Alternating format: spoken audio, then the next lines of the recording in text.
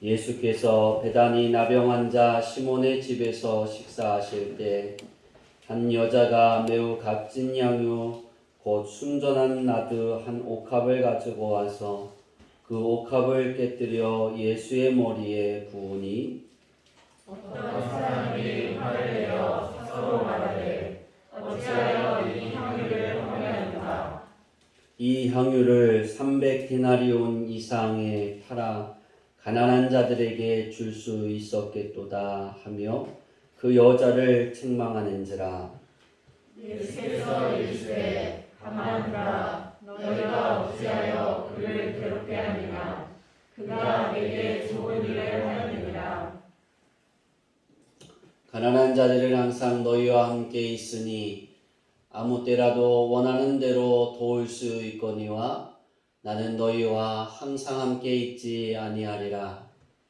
그는 힘을 다하여 내 몸에 향유를 부어 내 장례를 미리 준비하였습니다. 다 같이 읽겠습니다.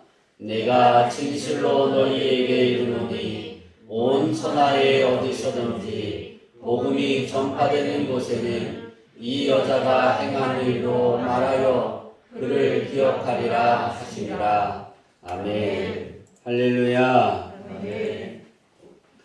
우리는 마지막 예수님의 한 주의 시간들을 저번 주부터 시작해서 계속해서 살펴보고 있습니다. 이번 주는 예수님의 마지막 한 주의 화요일을 어떻게 보내셨는가를 대한 말씀을 증거하려고 합니다.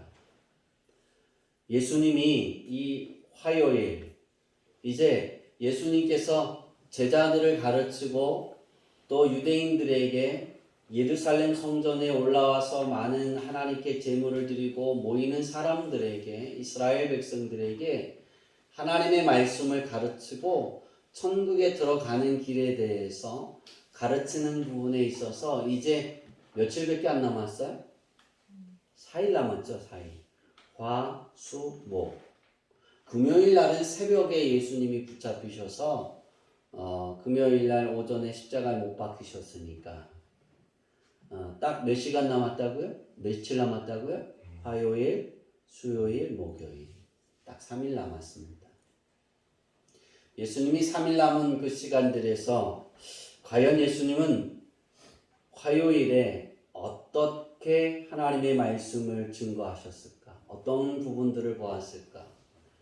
화요일 날 예수님의 행적을 이렇게 쭉 다 살펴보고 말씀을 읽고 또 묵상하고 다시 읽고 그러면서 결론을 내린 것이 한 가지 있습니다. 따라해 볼까요? 예수님은 마지막 화요일에 천국에 들어가는 기준을 가르치셨다. 어떤 기준을 가르쳤다고요? 천국에 들어가는 네, 굉장히 중요한 부분입니다. 이제 예수님이 활동하실 수 있는 시간이 3일 남았습니다. 3일 남은 그 시간에 예수님이 가장 하고 싶고 이제 가장 마무리해야 되는 이 결론의 마무리를 지어가야 되는 데 있어서 기준을 이야기하십니다. 하나님의 나라에 들어가고 하나님의 나라에서 하나님과 함께 기쁘고 행복한 삶을 살아갈 수 있는 그 기준을 이야기합니다. 우리가 여기서 깨달아야 하는 가장 중요한 교훈은 내가 살아가는 기준이 무엇인가를 살펴야 한다는 것입니다. 나의 기준이 무엇인가? 우리는 각자의 기준에 따라 살아갑니다. 여러분 그거 아세요? 우리 오늘 예배 중에 가장 어린 아이가 하율인데 그죠? 성교가 눈을 동그랗게 떠는데 우리 하율이가 성교보다 더 어려요. 하율이에게도 기준이 있어요. 밥 먹고 싶을 때 기준이 있고 내가 하고 싶은 기준이 있어요. 그 기준에서 벗어나면 어떻게 될까요? 엄마가 그 기준에서 벗어난 것을 강조해요. 그럼 어떻게 할까요? 짜증나죠. 그죠? 네. 여러분은 우리 교회 주양교회 성도들은 기준에 안 벗어나가서 그걸 몰랐군요. 저는 알아요. 전 방학이 되면 제가 생각하는 방학은 노는 게 쉬는 게 방학이에요. 그죠? 역시 끄떡거려져요. 성민이가 최고야. 그래서 열심히 놀았어요. 우리 어머니가 어떻게 했을까요? 부지깽이로 때리더라고요. 뭐로 때렸다고요? 아니, 요즘에도 그게 나오나요? 탐구생활? 안 나오죠? 우리 성길이는 아나? 네. 옛날 사람이에요. 현정이도 아나?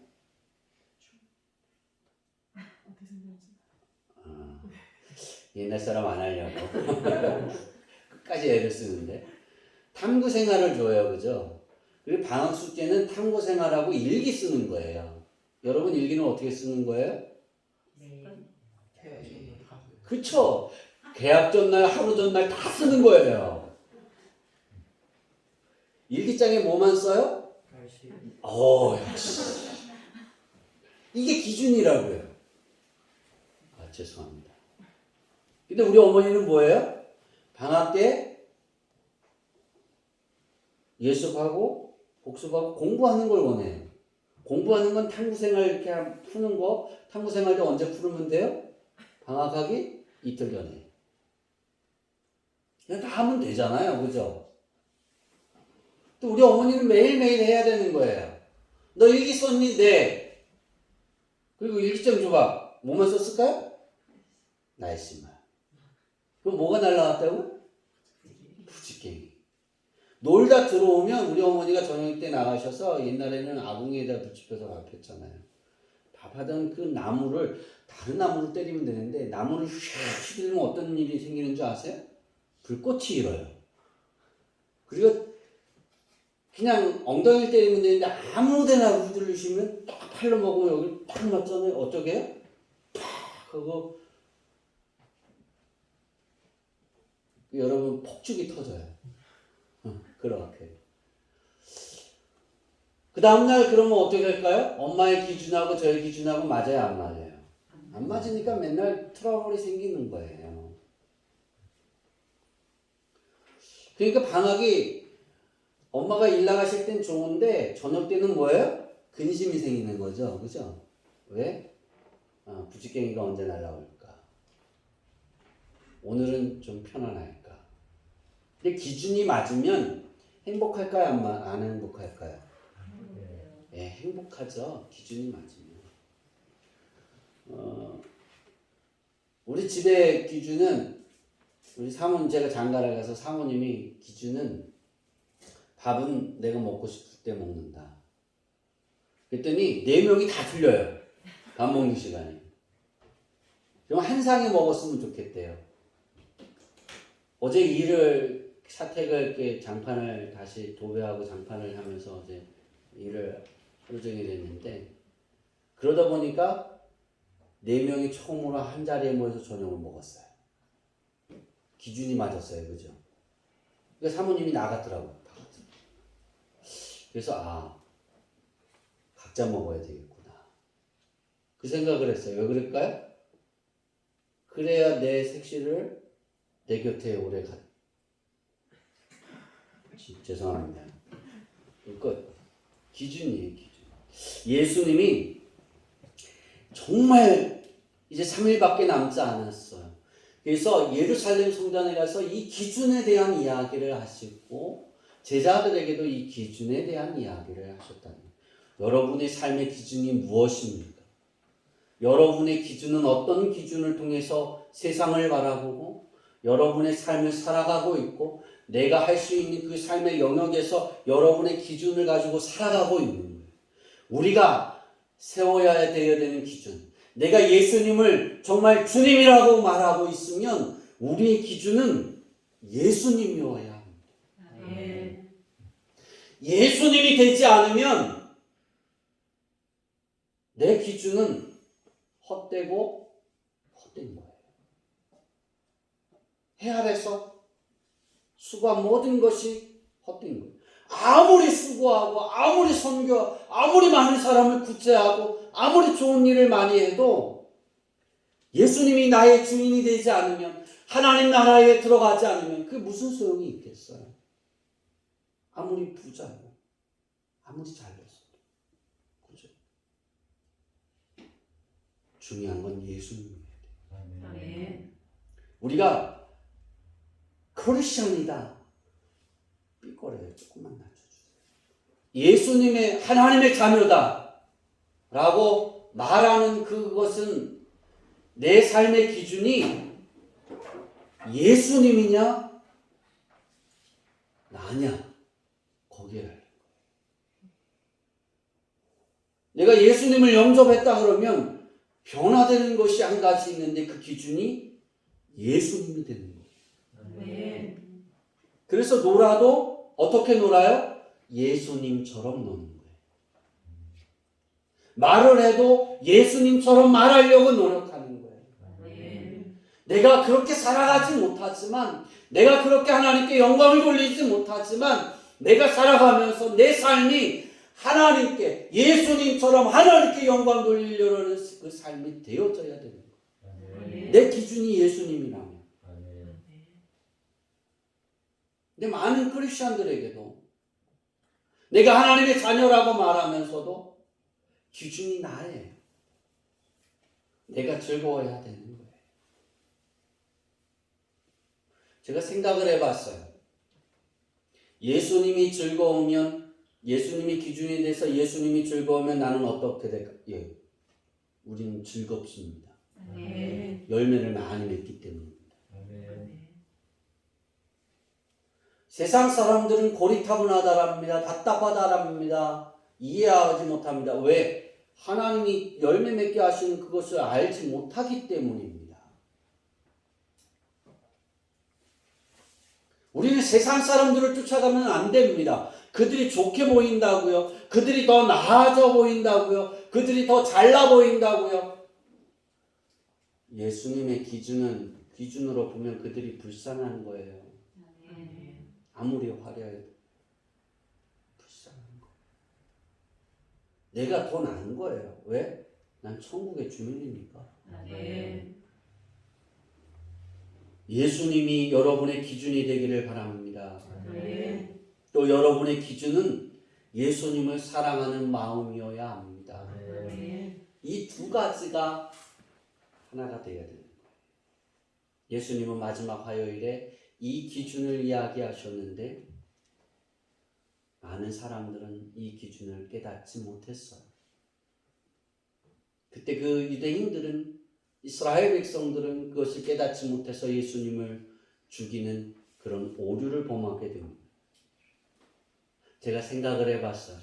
예수님이 마지막 화요일에 이 기준에 대해서 말씀하셨을 때에 유대인들이 회개하고 대제사장들이 회개하고 서기관과 바리새인들이 거기서 들었거든요. 지도자들이. 그들이 회개하고 돌이켰다라면 어떤 일이 발생했을까? 지금 하나님의 선민이라 했던 이스라엘 백성들은 전 세계를 지배했을 거예요. 하나님의 뜻대로 살아가게 만들었을 거예요. 세계를 그렇게 운영하는 그런 나라가 됐을 거예요. 그럼 누가 예수님을 십자가에 못 박은 일을 했을까? 곰곰이 생각해 봤더니 로마였을 것 같아요. 그때 그 시대에 로마가 가장 셌고 로마가 다 세계를 점령했잖아요. 왜냐하면 로마의 걸림돌이거든요. 예수님을 계속해서. 그런데 유대인들이 죽였잖아요. 그게 바뀌지 않았을까 생각해요. 제가 그러면서 생각하는 것이, 그리고 깨달은 것이 뭐냐면, 예수님을 기준으로 하면 내 삶이 변화되어져 가는 거예요. 아멘. 하나님의 아름다움으로 채워져 가게 되는 거예요. 아멘. 내 때는 어려울 수 있으나 내 자녀 때는 그런 행복함으로 그 하나님의 축복을 누릴 수 있는 거예요. 아멘. 오늘 여러분이 읽은 말씀을 통해서 예수님의 그 기준을 잘 세워갈 수 있기를 바랍니다. 아멘. 예수님은 오늘 본문에 예수님의 마지막 한 주의 행적 가운데 오늘 본문은 화요일 오후 마지막 예수님의 행적이 오늘 우리가 읽은 말씀입니다. 먼저 화요일 이른 아침에 예수님이 어떤 일들을 행하셨는지 살펴보려고 합니다. 월요일날 저번 주에 그렇게 말씀드렸어요. 베다니에서 예루살렘에 가서 말씀을 증거하시다가 베다니로 왔는데 사람들이 너무나 많아서 바깥으로 나가셨다가 주일날 다시 월요일날 이른 아침에 들어오시면서 뭘 찾으셨어요? 무화과 나무에 무화과를 찾았잖아요, 열매를. 그래서 그 나무에 열매가 없음을 보고 저주하셨어요.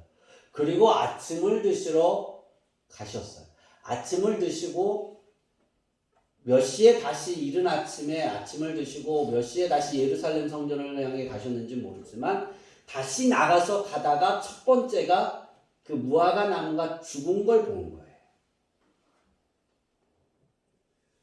그래서 예수님의 제자들이 물어봅니다. 무화과 나무가 죽었습니다. 예수님이 저주하시더니. 그것이 마가복음 11장 20절에서 26절의 말씀입니다. 이 말씀이 어떤 의미를 가지냐면 천국이 언제 임할지 아무도 모르기에 항상 주님 안에 하나님이 찾으시는 열매를 소유하고 열매 맺는 생활이 되어야 된다는 거예요. 하나님이 찾으실 때 그 자리에 있는 거예요. 하나님이 원하실 때 그 말을 하고 있는 거예요. 만약에 싸워야 되는 일이라면 하나님이 원하실 때 거기에서 싸우는 거예요. 그것이 여러분의 것이 되기를 바랍니다. 그 이후로 예루살렘 성전에 올라가셔서 예수님이 이제 말씀합니다. 그때의 첫 번째 예수님의 권위를 의심하는 여러 지도자들이 있습니다. 그래서 묻습니다.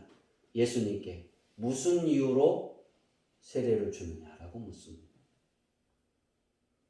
요한은 무슨 이유로 세례를 주느냐? 어떤 힘이 있어서? 예수님께서 세례에 대한 질문을 통해 그들의 마음을 아시고 예수님을 붙잡아 죽일 이유를 찾았지만 예수님이 그들에게 오히려 질문하시면서 예수님은 그들의 파놓은 함정에 빠지지 않으셨습니다. 그리고 난 이후에 예수님은 그들이 질문한 그들을 보면서 그들이 누구냐면 대제사장과 서기관과 사두개인 그들을 보면서 예수님이 가르칩니다. 두 아들의 비유를 합니다. 두 아들의 비유는 뉘우치고 아버지의 뜻대로 행하는 자가 하나님의 나라에 들어간다는 것입니다. 그러니까 너희가 그걸 알지 못하느냐? 너희가 뉘우치고 마지막이라도 너희가 나를 죽여서 십자가에 못 박았거든. 그런데 그때에 메시아였어. 그리고 뉘우치고 하나님의 뜻대로 살아온 너희는 구원받을 거야. 예수님의 두 아들의 비유를 통해 그들에게 가르칩니다. 또한 그들에게 그렇게 말씀합니다. 악한 농부의 비유를 통해서 하나님의 뜻에 따르지 않는 자는 하나님께서 구별하셔서 하나님의 뜻에 따르지 아니하면 하나님이 철두철미하게 구별하셔서 진멸하시며 하나님의 나라에 들어가지 못하게 하신다라고 가르칩니다. 그리고 나서 예수님이 계속 이어서 말씀합니다. 모퉁이의 머릿돌 비유로 그들에게 가르칩니다. 이 말씀은 예수님이 십자가에 못 박아 죽여야 되겠다라고 결심을 하게 만든 거예요. 아무리 악한 농부의 비유에 대해서 말씀을 지금 가르쳤는데도 불구하고 그들이 깨닫지를 못하는 거예요. 돌이키려 하지 않는 거예요. 그러니까 모퉁이 머릿돌에 대한 비유의 말씀을 합니다. 이 뜻이 뭐냐면 하나님의 선민이라는 축복을 받은 이들도 누구예요? 바로 이스라엘 백성이잖아요. 자기들에게 질문했던 지도자들이잖아요. 이들에게 대면하고 말하는 거예요.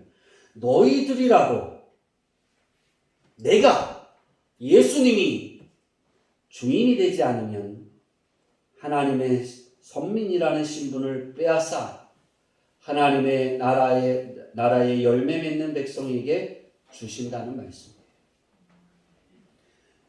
너희들의 선민의 권리를 빼앗아서 너희가 나를 영접하지 않았으니까 나를 섬기고 나를 메시아라고 믿고 고백하고 나의 길을 따르는 이방인이라 할지라도 그들에게 그 선민의 주의를 주신다는 거예요.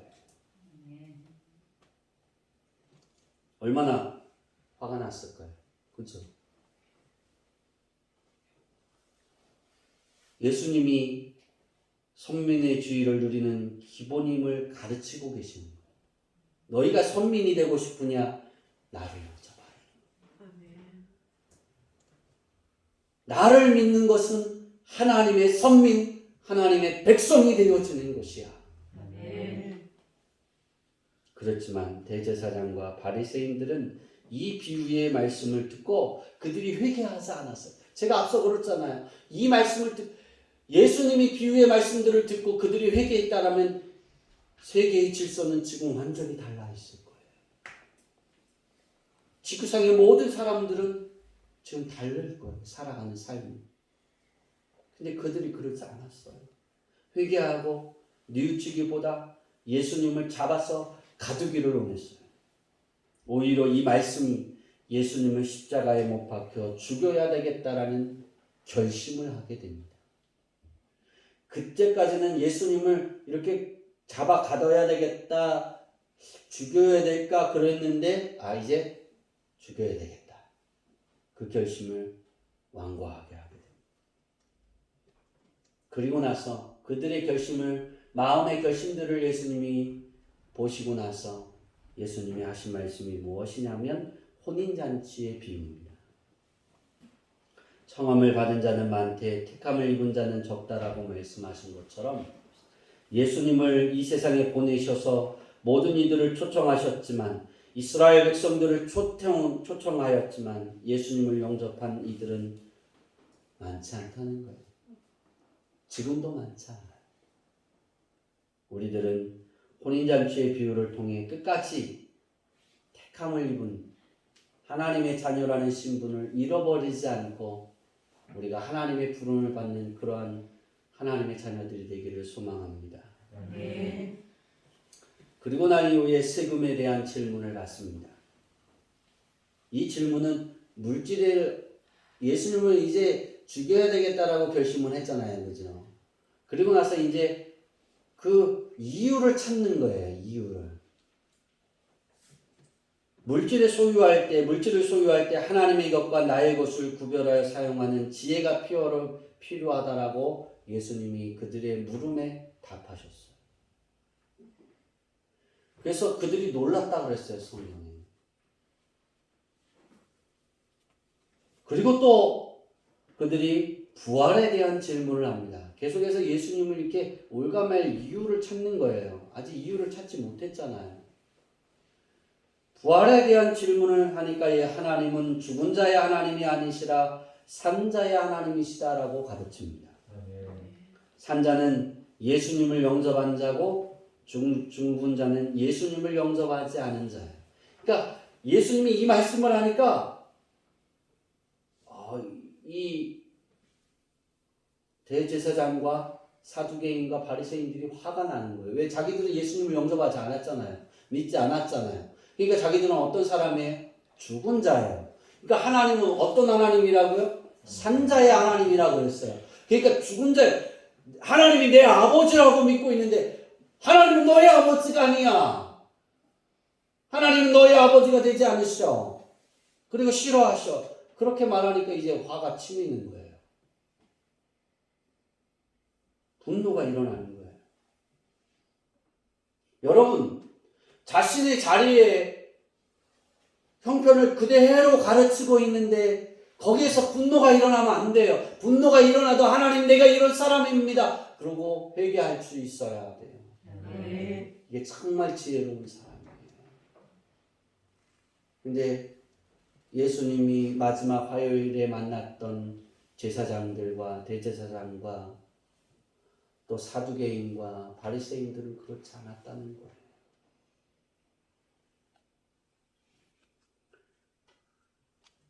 그리고 나서 또 묻습니다. 가장 큰 계명이 무엇이냐? 예수님이 말합니다. 주 너희 하나님을 사랑하고 내 이웃을 내 자신과 같이 사랑해라. 왜 그랬을까요? 내 자신과 같이 내 이웃을 사랑해라고 말씀하신 이유는 그들이 죽으나 사나 그것을 생각하지 않는 거예요. 제사장들이, 바리새인들이 자기들만 생각하고 있는 거예요. 그래서 율법을 가장 큰 두 계명을 율법을 두 가지로 요약해서 그들에게 다시 한번 가르칩니다. 그리고 난 이후에 예수님이 책망하십니다. 이게 오전에 행해진 일이에요. 서기관과 바리새인에 대한 책망을 하는데요. 이것은 리더자들에 대한 책망입니다. 이것을 이렇게 함축시키면 천국의 문을 닫는 사람이고 천국에 들어가는 사람들은 못 들어가게 하는 사람이고 자기는 들어가기 싫어하면서 다른 사람도 들어가지 못하게 한다라고 예수님이 이들을 책망합니다.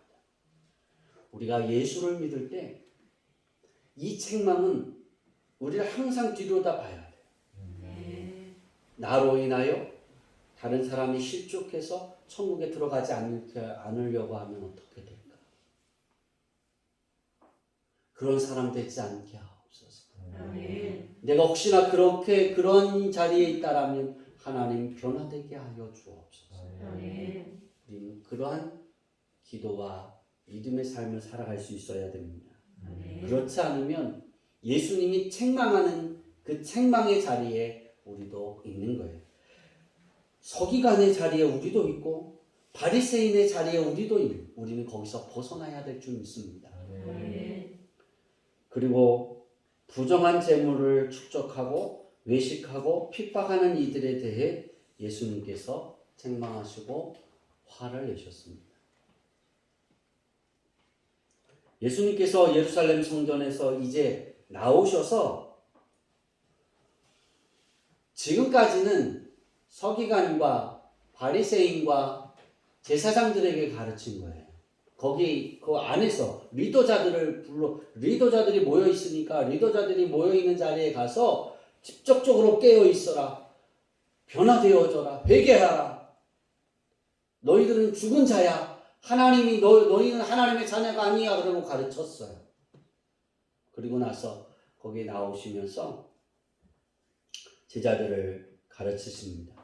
마태복음 24장 1절부터 25장 46절까지 이제 예루살렘 성전을 나오시면서 제자들에게 아주 자세히 가르칩니다. 미래에 있을 여러 가지의 징조에 대해서 말씀하시고 이어서 어떤 유혹과 상황에서도 예수님을 주로 믿는 신앙을 지키는 자만 천국에 들어간다라고 가르치고 있습니다.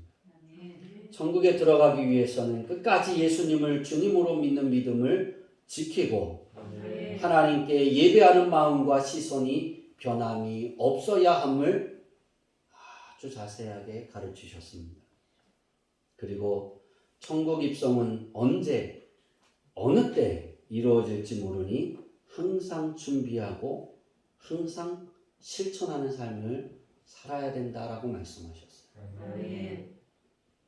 지혜로운 다섯 처녀와 미련한 다섯 처녀, 맷돌을 두 사람이 가는 것, 밭에서 두 사람이 키를 잡고 밭을 갈다가 한 사람은 올라가고 한 사람은 안. 이유가 뭘까요? 준비하지 못한 사람은 하나님이 부를 때 그것에 참여하지 못한다는 거예요. 여기까지가 예수님께서 화요일 오전에 행하신 사역입니다. 오전에 이 말씀을 들은 이들은 대제사장, 서기관, 바리새인, 오후에 대제사장들과 장로들과 함께 이들이 다시 모입니다. 오후에 예수님은 예루살렘 성전에 없죠. 이제 장로들을 초청합니다. 각 지역의 대표들을 초청해서 한 자리에 모입니다. 그리고 결정을 합니다. 예수님을 명절 전에 죽이자. 그러니까 6월절 전에 예수님을 어떻게 하자? 죽이자. 그리고 결정을 내립니다. 화요일 날 이제 오후에 예수님께서 베다니로 다시 돌아오셔서 식사하실 때 있었던 일이 오늘 마가복음 14장 우리가 3절부터 9절까지 읽은 본문의 말씀입니다. 이 말씀은 이 부분은 마가만 기록했어요. 오늘 본문은 예수님께서 식사하실 때 마르다의 자매 마리아가 향유를 예수님의 머리에 부은 거예요. 이렇게 향유. 이 일에 대해서 예수님은 그 일이 당신의 장례를 준비한 것이다 라고 말씀하셨어요. 나의 죽음을 준비하고 있는 거야. 그러나 제자들은 그러한 예수님의 말씀을 깨닫지 못했어요. 이유는 주일날인가요? 월요일인가요? 누가 크냐라고 싸웠잖아요. 그죠? 내가 높다. 내가 더 오른편에 앉을 거야. 나 왼편에 앉을 거야. 오른팔이 나야. 왼발이 나야. 그러고 싸웠잖아요. 그런데 마리아가 화요일날 뭐 했다고요? 향유를 부었어요. 유대인들의 그 관습에는 귀한 손님이 오면 머리에 기름을 붓습니다. 그리고 기름을 잘 닦아줍니다. 머리에 기름을 부어서. 왜냐하면 뜨거운 태양에 지나다니다 보면 머리카락도 상하고 두피도 상하고 그러고 먼지도 많잖아요. 그죠? 그러니까 땀도 나고 그러니까 향나게 아름다운 향이 나게 머리카락에 기름을 붓는 거예요. 소중한 귀한 손님이 오면. 예수님의 머리에 향유를 부은 건 누구밖에 없어요?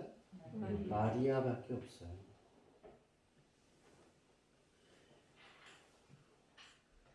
예수님의 제자들은 그거를 팔아다가 가난한 자들에게 주었으면 좋겠다라고 말한 이유는 그거예요. 견제하는 거예요.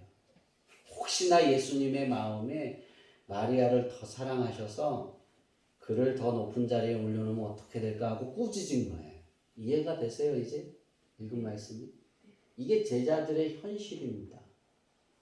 예수님이 얼마나 답답했겠어요. 아니야 얘들아. 그게 아니야. 내가 죽을 날이 가까웠는데 나의 장례를 준비한 거야. 그러면서 예수님이 이 여인을 축복하잖아요. 그렇죠? 예수님이 이 여인을 어떻게 축복하시냐면 내가 진실로 너희에게 이르노니 온 천하에 어디서든지 복음이 전파되는 곳에는 이 여자가 행한 일도 말하여 그를 기억하리라. 다시 말하면 너희가 나의 복음 내가 너희를 떠나서 하나님 나라 하나님 우편에 가거든. 이 말이에요. 너희가 이 복음을 전파할 때 바로 이 마리아의 이야기를 해서 이 여인이 행한 그 일을 전파하도록 해라. 알려도록 해라 그랬어요. 얼마나 큰 축복이에요. 그죠? 우리가 인생을 살아가면서 이런 것을 행하는 것은 어떤 것일까? 마리아는 예수님을 정말 사랑했다는 거예요. 그리고 예수님을 정말 소중한 분으로 여겼다는 거예요. 그래서 예수님이 자기 집을 또 찾아오시니까 계속 이제 주일날부터 계속 계시잖아요. 그죠? 주일, 월요일, 토요일, 주일, 금요일, 주일, 월요일, 토요일 계속 화요일 가셨다가 오시고 계시잖아요. 너무나 기분이 좋은 거예요. 너무나 소중한 거예요. 내가 뭘 못했을까? 기름을 향유를 부어드려야 되겠다. 그리고 그날 예수님께 최고의 가치의 선물을 드린 거예요. 자기가 할 수 있는. 여러분의 인생의 삶에서 이 여인의 기준은 예수님이었어요. 그러니까 그것이 아무리 비싸도 예수님께 드리는 걸 좋아했다는 거예요. 여러분의 기준이 자녀가 잘 되는 게 기준이니까 여러분이 열심히 일해서 자녀에게 주잖아요. 그렇죠? 정선희 지사. 필요하다면 다 주잖아요. 내가 못 먹어도. 그죠? 저 우리 아들에게 이거 내가 그러면 우리 아들 별 대답을 안 해요.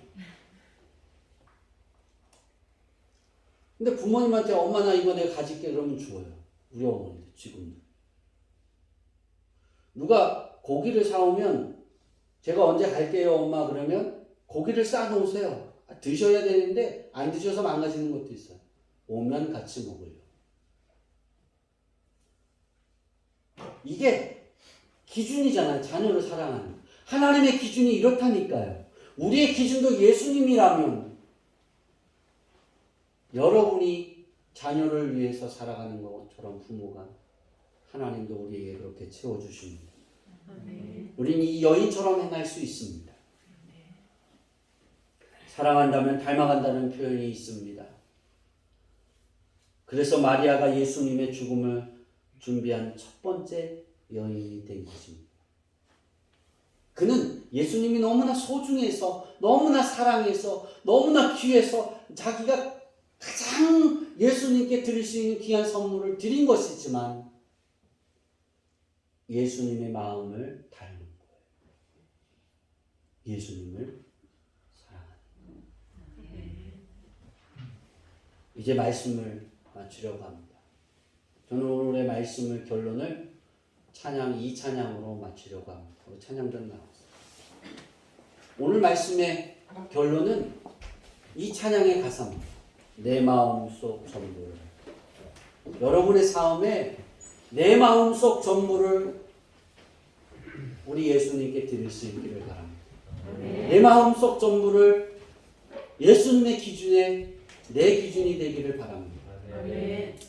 우리 이 찬양하고 기도로 마치겠습니다. 우리가 이 찬양을 다시 한번 하면서 예수님의 화요일이 예수님의 사역 그 속에 회개함과 뉘우침과 우리의 기준이 우리 주님과 하나가 되기를 소망합니다. 저는 1절의 가사도 굉장히 이렇게 와닿는데요. 근데 2절의 가사가 저는 또 우리 성도님들이 이렇게 됐으면 좋겠어요. 내가 어디에 있든지 주와 함께 하시니 바로 이겁니다. 내가 서 있는 곳 바로 천국. 삶이 힘들고 괴로운 일이 많고 문제가 많아도 때로도 코로나에 걸리면 우리 김덕종 원장님은 코로나에 걸려서 다 낫는데 오늘 어제 통화하다 보니까 그래도 이번 주는 영상으로 예배드려. 우리 김옥하 원장님이 그러시더라고요. 네. 일주일 동안 이렇게 있으면서 얼마나 힘들겠어요. 전사님도 휴가 나와서 답답했는데 제주도에 바람이 많이 불어서 하나님 다시 돌아오게 하소서 했더니 안 돌아오더라고요. 비행기가 막 흔들렸대요. TV에서는 이렇게 하다가 다시 떠서 근데 다시 안 내리려다가 있다가 1시간 돌다가 내렸대요. 그래서 안 돌아오더라고요. 난 돌아오고 예배 드리고 갈 줄 알았더니. 그래도 감사한 거예요. 그죠? 이런 자리에 내가 있어도 내가 서 있는 이곳 바로 천국. 예수님이 나의 기준이 됩니다. 그렇게 되어질 줄 믿습니다. 우리 다시 한번 찬양하고 기도하고 마치겠습니다.